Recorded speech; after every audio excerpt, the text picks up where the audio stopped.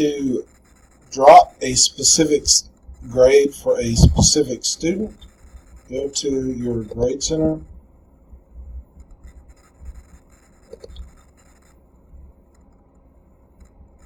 And this is the default view.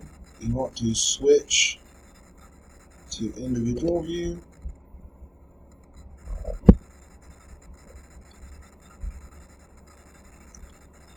And select your student here. Select an assignment here. So for example, demo quiz here. And excuse this assignment for the selected student.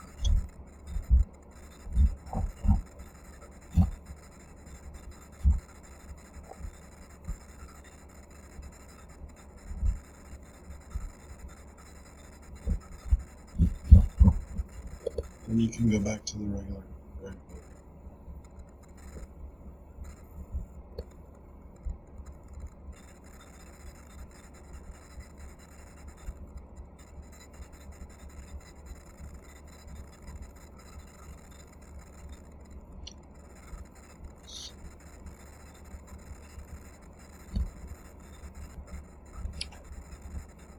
And here's what it will look like in the grade center.